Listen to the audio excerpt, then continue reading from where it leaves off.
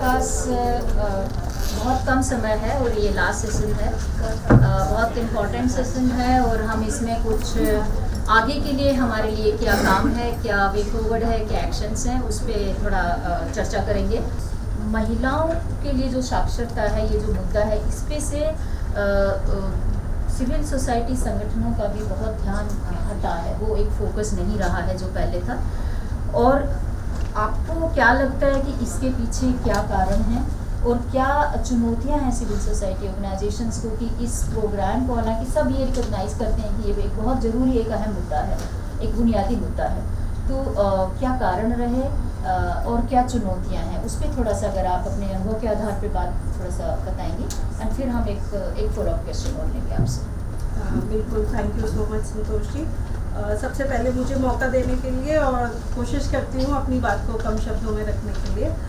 मुझे लगता है कि सुबह से जो हम लोगों ने सारी चर्चा सुनी है उसने बहुत केंद्रित किया है पूरी चर्चा को, और बहुत ठोस जो है इंसाइट्स भी मिले हैं और अंडरस्टैंडिंग भी हुई है, और उससे कहीं ना कहीं हम सब अपने जो फील्ड के एक्सपीरियंसेस हैं उसके साथ रिलेट करके देख पा रहे हैं। जहाँ तक मेरे को जो आपने प्रश्न दिया है कि सिविल सोसाइटी ऑर्गेनाइजेशंस के आगे क्या कारण है जो वो महिला साक्षरता को बहुत अहम मुझे कह रहे हैं कि आप पोजीशन नहीं दे पाते हैं या उस रूप में नहीं समझ पाते हैं। मुझे लगता है अगर मैं साकार के अपने अनुभव के आधार पर देखूं, जो शुरू से हमारा काम रहा है कम्युनिटीज़ के साथ, खास करके हम लोग मार्जिनलाइज्ड कम्युनिटीज़ के साथ काम करते हैं, दलित और मुस्लिम समुदाय के साथ पश्चिमी उत्तर प्रदेश में, जो काफ़ी पिछड़ा क्षेत्र है, और खास करके जब हम पश्चिमी क्षेत्र में मुस्लिम समुदाय के साथ काम करते हैं वो अपने आप में बहुत बड़ा चैलेंज है। मुझे लगता है कि जो संस्थाएं हैं वो सीधे तौर पर तो साक्षरता पे काम नहीं कर पा रही हैं, उसके कई सारे कारण हो सकते हैं जो मैं शायद अभी कोशिश करूँगी बात करने का, लेकिन जब वो काम करना शुरू करते हैं तो कहीं ना कहीं इनडायरेक्ट रूप में फिर बाद में साक्षरता को लेते हैं। शायद डायरेक्ट रूप में एक फंड कॉन्स्ट्रेंट होने की वजह से, फंडिंग का बहुत ज़्यादा जो है उस पर इम्फेसिस ना होने के कारण नहीं ले पाते हैं,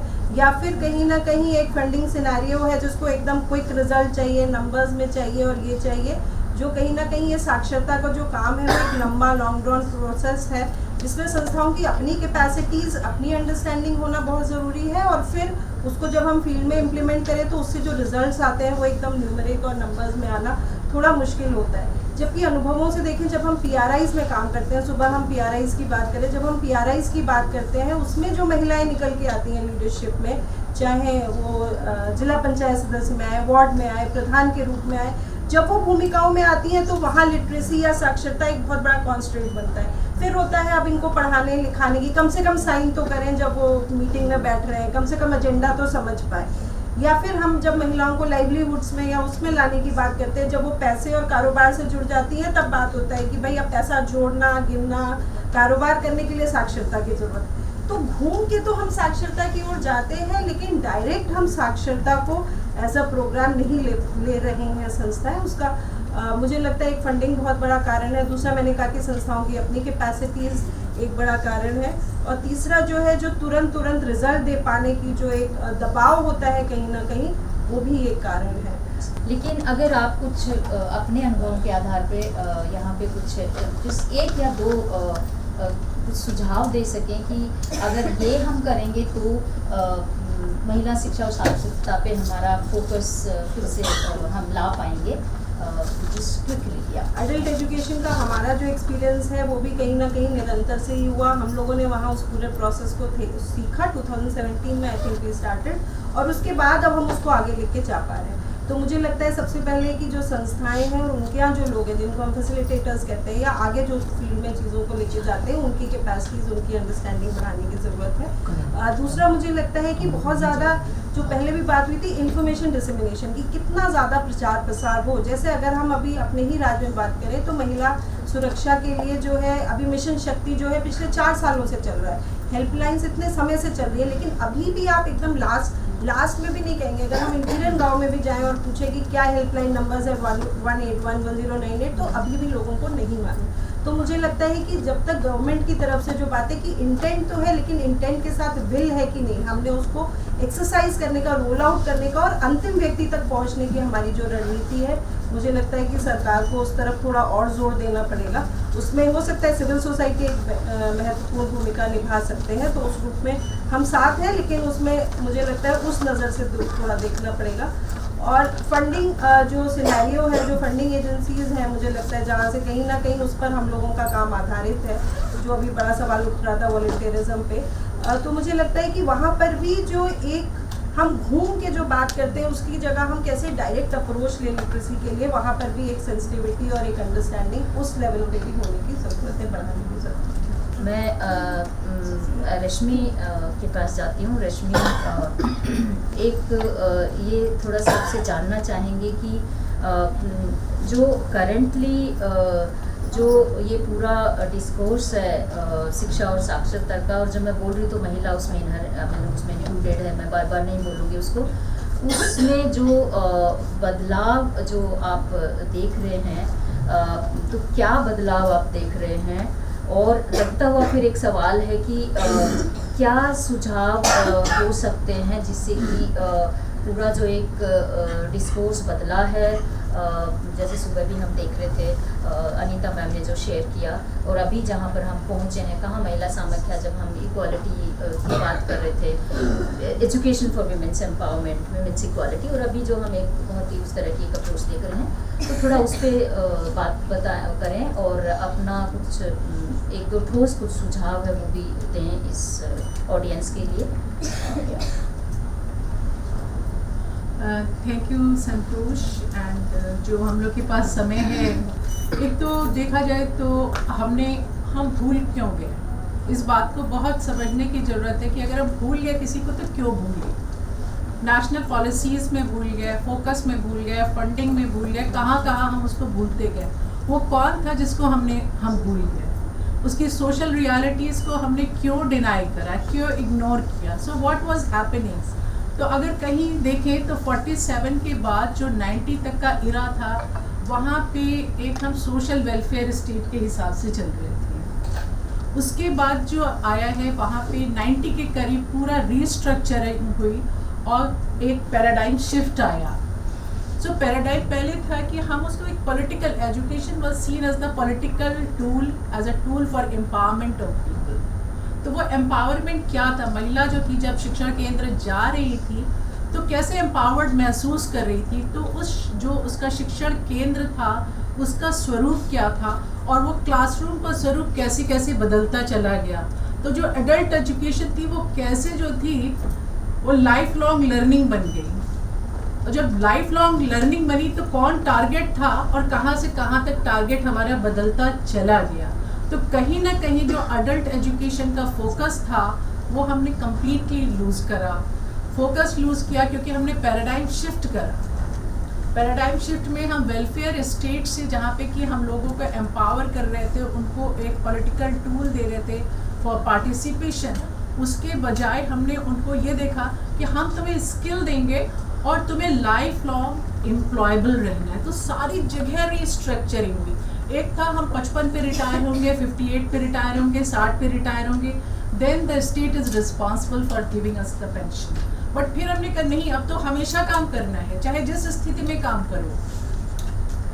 तो क्या डिजिटल जो क्लासरूम हो गया उसमें महिला को उसी तरह का नेटवर्क मिलेगा, वही एजेंसी मिलेगी, वही जुड़ाव मिलेगा, वही हैप्पीनेस मिलेगी।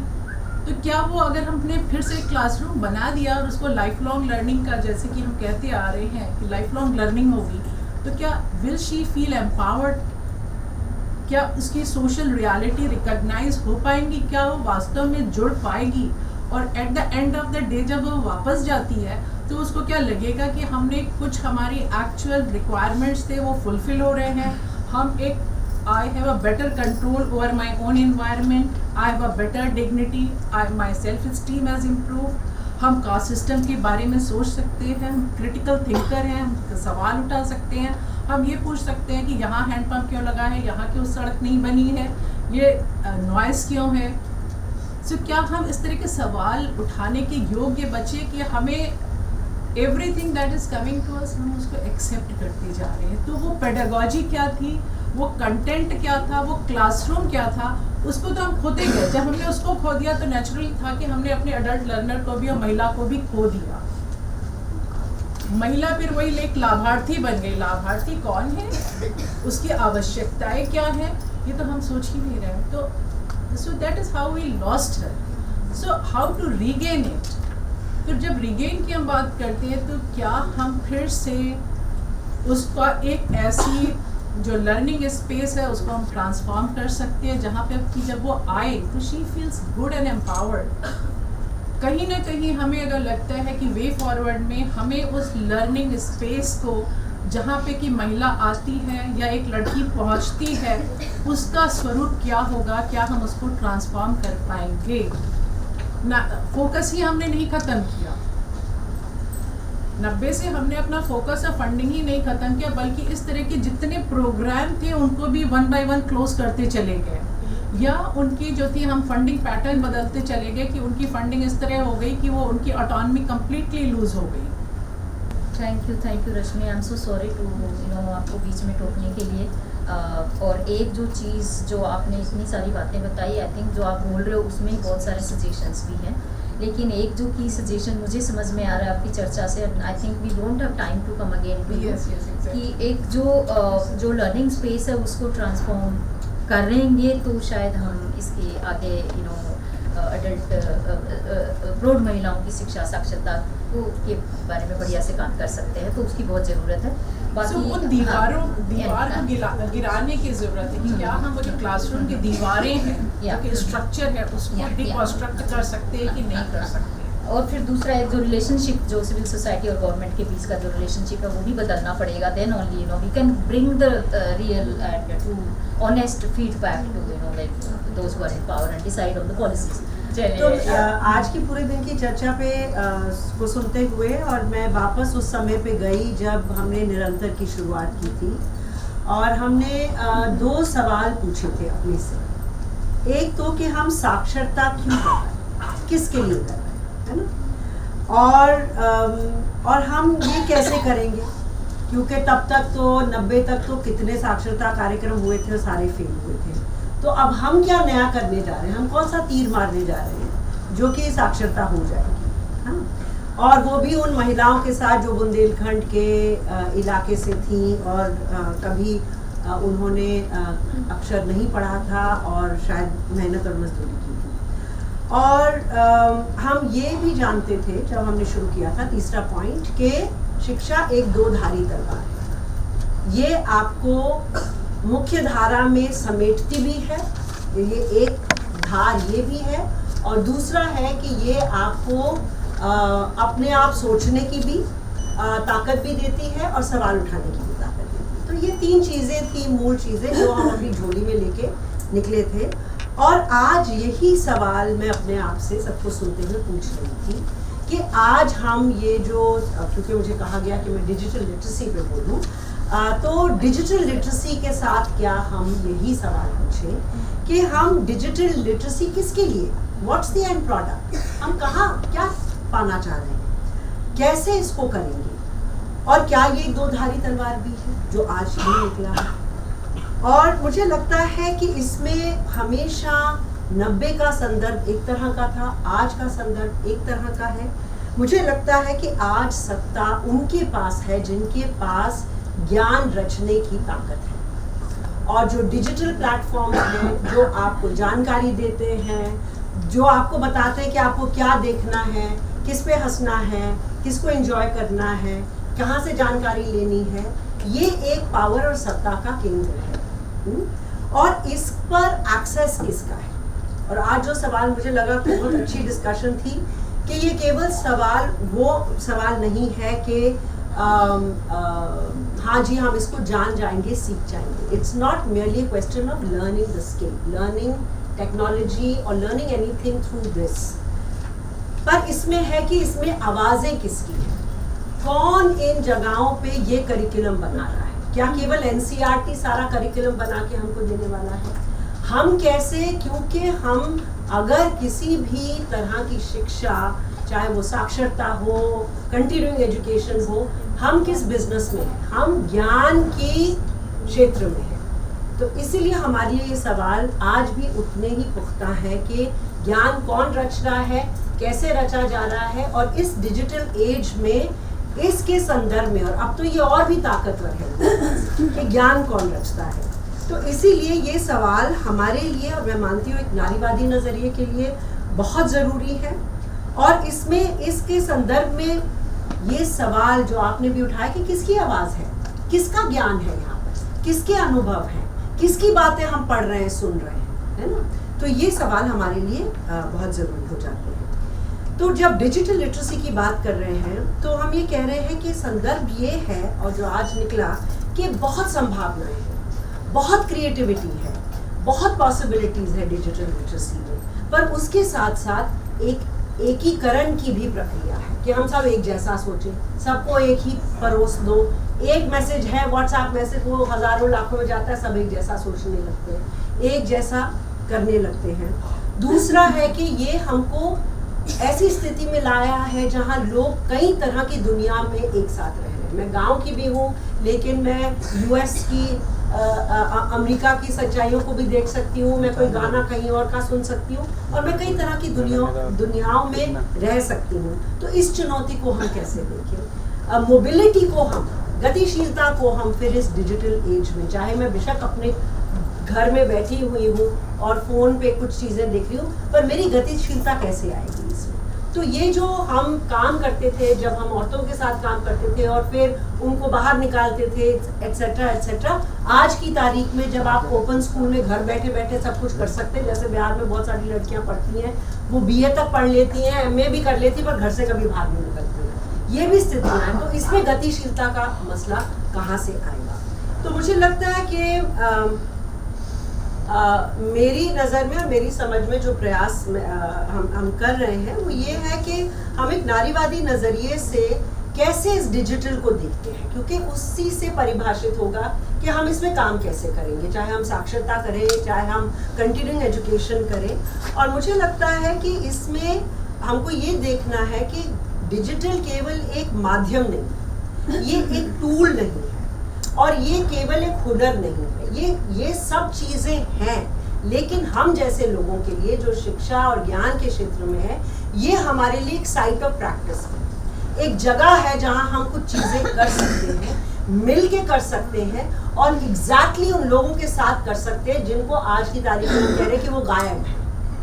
हमारा उनके साथ संपर्क है, और हम उनके साथ मिलकर के क्या इस डिजिटल प्लेटफॉर्म पे कर सकते हैं जो असल में क्रिएटिव है, पॉसिबल है, और जो चुनौती भी देता है, और उनकी दुनिया, उनकी आवाज़, उनके स्वरों और उनके तीखेपन या उनकी खूबसूरती से इसमें लाता है। क्योंकि आज की तारीख में जो सत्ता का खेल है वो ये है कि ये जो पूरा डिजिटल स्पेस है ये डोमिनेटेड है अपर कास्ट मेल शहरी लोगों से और पढ़े लिखे लोगों से, और यही इसमें सब कुछ लिख और रच रहे हैं। तो हम जब इसमें काम करते हैं और हम जब लिटरेसी का काम कर रहे हैं, तो हमारा काम इसको कैसे चुनौती देगा और हम उन आवाज़ों को कैसे लेकर के आएंगे। इसलिए मुझे लगता है कि एक हाइब्रिड मॉडल, अगर आप रिकमेंडेशंस चाह रही हैं, तो हम एक ये डिजिटल या लिटरेसी ये एक काला सफ़ेद का मसला नहीं है। और जैसे पहले भी गुरुमूर्ति ने कहा कि ये हम कुछ चीज़ें छोड़ते नहीं हैं, और जो लोग डिजिटल को एक्चुअली कंट्रोल करते हैं वो बहुत पढ़ते हैं, वो बहुत लिखते हैं। तो हम ये कह दें कि भैया आप तो गरीब हैं, आप तो सिर्फ देखते हैं और सुनते हैं, तो आपके लिए यही काफ़ी है, दैट इज़ अ वेरी पेट्रनाइजिंग, मतलब हम ये तय कर रहे हैं कि एक्चुअली वो ये नहीं कर सकते। तो मुझे लगता है कि एक हाइब्रिड मॉडल बहुत ज़रूरी है। डिजिटल हमको बहुत पॉसिबिलिटीज़ देता है, और हमको साक्षरता और डिजिटल को एक साथ लाना होगा, और हम केवल अक्षर ज्ञान और डिजिटल ज्ञान तक सीमित नहीं रह सकते। इसीलिए हमको ऐसे करिकुलम्स, ऐसे ब्रिज कोर्सेज, ऐसे जगहें बनानी है, चाहे वो फॉर्मल या इनफॉर्मल जगहों पे हो, जहाँ पर हम एक्चुअली ये डिजिटल लर्निंग लिटरेसी, और आज जो सुबह आया था कि 1800 औरतें आई और उन्होंने नहीं छोड़ा, क्लियरली डिजिटल की कुछ अट्रैक्शन है, और उसके साथ अगर आप मीनिंगफुली इसको इंटीग्रेट करते हैं तो बहुत सारी संभावनाएं बनती हैं जो हमारे मैंडेट्स को भी, और जैसे शिल्पी कह रही थी कि उनके मुद्दे, हम उनके नैरेटिव्स, उनकी कहानियों, वो अपनी कहानियाँ खुद बताएं, ना कि कोई बाहर से यूएस से रिसर्चर आए और कहे कि भैया आप मुझे बताइए, मैं आपकी कहानी लिखूंगा। तो अपनी आवाज़ में उन चीज़ों को कहना और करना, मुझे लगता है कि उसी तरह से जैसे एक ज़माने में हमने रेजिडेंशियल कोर्सेज करे, उससे KGBV प्रोग्राम बना, है ना, कस्तूरबा बालिका, एक ब्रिज आइडिया के रेजिडेंशियल जो लड़कियां ड्रॉप आउट हैं, उसी तरह से हमको एक इमेजिन करना है एक लिटरेसी लर्निंग डिजिटल प्रोग्राम जो एक्चुअली अलग अलग तरह के समुदायों के साथ हम कर सकते हैं। दूसरा मुझे लगता है कि हमको नए तरह के कोलैबोरेशंस अपनी ही कम्युनिटीज़ के साथ करने हैं, जहाँ के पर उनके मुद्दों पर हमको नए तरीके से डिजिटल फॉर्म्स को समझते हुए उनको उनसे एंगेज करते हुए उनको आगे उन नैरेटिव्स को लाना, ना कि हम बटोर के उसको बना करके और फिर उनको परोसें। तो टॉप डाउन नहीं होना है। जो हम नारीवादी लोग हैं, हम अगर उस नज़रिए से काम करते हैं तो हमारा कान हमेशा ज़मीन पर लगा होना चाहिए और हमारी आंखें आगे की तरफ होनी चाहिए कि कैसे जिन मुद्दों पे हम काम कर रहे हैं उनको हम आगे ले जा सकते हैं। और नई तरह की final we have to be committed to new kinds of knowledge, नया तरह का ज्ञान डिजिटल प्लेटफॉर्म्स पे आए, हम इस डिजिटल को पॉपुलेट करें इस ज्ञान के साथ, ताकि जो परोसा जा रहा है, जिन लोगों के हाथ में ये पूरा क्षेत्र है ज्ञान और डिजिटल का, उसको भी हम चुनौती दें। That's all. Thank you, Dipta. मेरा Just got 5 minutes. Yeah. मैं 1 मिनट लूँगा। हाँ. और थैंक यू। मैंने सभी वक्ताओं को सुना और मैं आपको शिव नाडर फाउंडेशन से हूँ, मेरा नाम अनुज गोस्वामी है। और आपने तीनों वक्ताओं ने जो कुछ कहा वो ज़मीनी हकीकत है, ये तो साबित है, इसमें कोई दो राय नहीं। और मैं आप सबको दावतनामा पेश करता हूँ कि अभी दीप्ता मैडम ने जो कहा डिजिटली हमें किस तरीके से करने की ज़रूरत है, दावतनामा पेश कर रहा हूँ उसको देखने की। आप हमारे यहाँ आएँ। अर्चना मैडम ने एक निगाह देखा है उसको, वो उससे अब काफ़ी आगे जा चुका है। आप आएँ और देखें, यहाँ साझेदारी की बात हो रही है कि हम एक साथ आगे बढ़ सकते हैं, तो उसको देखिए पर अपना एक विचार बनाइए और अगर हो सके तो हम सब मिलकर उसे अपनाएं। Thank you. Sure. किसी और का आप निशी बस कुछ सेकेंड्स में अपना सवाल सुझाव जो भी है वो ठीक है। मैं दीपिका जी से बोलना चाहती हूँ, आपने बहुत अच्छा बोला। तो ये जो साक्षरता का जो है वो गवर्नमेंट स्कूल को दिया गया है कि आप रूरल एरिया में महिलाओं को साक्षरता करो। तो मैं ये चाहती हूँ कि जो CPO है, जो महिलाओं के ऊपर संगठन जो काम करती हैं, उनको भी अगर ये राय दिया जाए कि आप डिजिटल साक्षरता और ये साक्षरता मिला के लोगों को सिखाई जाए तो बहुत अच्छा होगा ये। बिल्कुल सही। तो वेरी क्विकली। मेरा नाम सूरज है और हम काका सेना में पिछले 6 सालों से काम कर रहे हैं यूथ एडोलसेंस के साथ। तो मुझे मतलब ये मेरे लिए बहुत नया है। मैं अपनी मम्मी, जब मेरी मम्मी 43 वर्ष की और पहली बार जब कंप्यूटर चला रही थी हमारे संस्था में ही आती, तो उनके चेहरे पे एक अलग स्माइल था और वो मेरे लिए बहुत पावरफुल था। तो क्या कोई ऐसा एक ऐसा साथ या ऐसा सीखने का एक प्लेटफॉर्म हमारे लिए या हमारे संस्था के लिए भी बनाया जा सकता है, जहाँ पे हम डिजिटल लिटरेसी प्रोग्राम चलाते हैं, हम महिला दीदियों को, महिला साथियों को भी अपने साथ जोड़ सकते हैं, लेकिन उससे पहले हम सीख सकते हैं। जोड़ना चाहते हैं?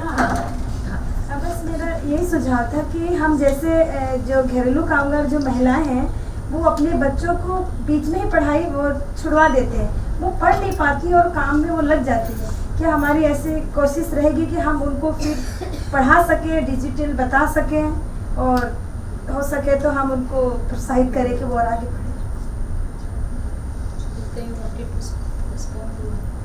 हाँ, मुझे बस यही कहना था कि एक पॉइंट रह गया कि हम एक तरह से जो बहुत सारे कार्यक्रम हम डिजिटल वाले करते हैं सिखाने के, कंप्यूटर लिटरेसी, हम बेसिकली लोगों को ला रहे हैं इस दुनिया में, जो सुबह भी पॉइंट हुआ था कि वो कंज्यूमर्स हैं, मतलब आप कंज्यूम करो, आप लो, आप, और उसका जो एक समस्या, एक प्रॉब्लम है।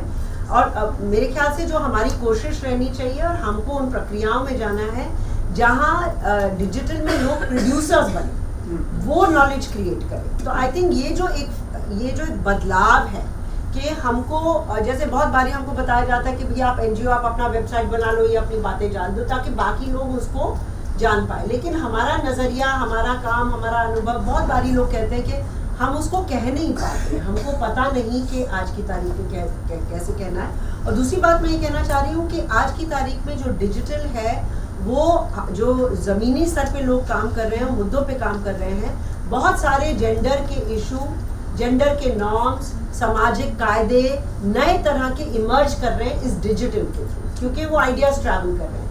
लेकिन हम फेस टू फेस ही काम कर रहे हैं, हम इसमें इंगेज ही नहीं कर रहे हैं। तो ये हमारे लिए भी एक डिजिटल लिटरेसी का प्रोग्राम है कि हम सीखें कि कैसे लोगों की सोच, क्योंकि लोग आपके प्लेटफॉर्म पे आ रहे हैं, बातचीत कर रहे हैं, पर वो 4 घंटे 5 घंटे अपने फ़ोन पर हैं, और वो बहुत सारी चीज़ें ऐसे सीख रहे हैं जो आप भी नहीं जानते, जो समुदाय में काम कर रहे हैं। तो I think it's a digital literacy for us also. हाँ, कुंतलिका प्लीज। हाँ, नहीं, मैं बोले मेरे को भी I would have been happy मैं जब इवेंट 3 महीने पहले तय हो गया था, and I think there is a lot of way. आई दीक्षा के बाद से भी काफ़ी तरह से संगत को नए तरीके से सोचना होगा, हमारे सोच को बदलना होगा, हमारा फ्रेमवर्क जो है, जो नाजुआ की सोच है, उसको नए बदलते समय में कितना हम रेलिवेंट रख सकते हैं, उस नज़र से देखना होगा। नए पार्टनरशिप्स करनी होंगी, नए कोलैबोरेटिव वर्क करने होंगे। और यही मैं बोलने की कोशिश भी कर रही थी उस समय कि आजीविका का भी कार्यक्रम है, इसके साथ बहुत बड़ा, इसमें एक बहुत लार्ज पॉपुलेशन ऑफ महिलाएँ हैं, और जिसको जो है लैंग्वेज जो है वो बाहर से आ रहा है। तो महिलाओं के लैंग्वेज को हम कैसे लेके आए, उसमें उनकी सशक्तिकरण का जो आभास होता है, उसको और आगे लाने का जरूरत है, जिसमें बहुत बड़ा अहम भूमिका जो है हम बना सकते हैं। तो हमको नए तरीके से सोचने का एक आगाज करना होगा, और डिजिटल और इसका जो hybrid model 100% Bhumika. Thank you Kuntalika. We now I think हमारी सबसे बड़ी बात नहीं आ रही Kuntalika, we need to very Okay, so Rashmi, Dipta, Shilpi and Kuntalika, thank you so much.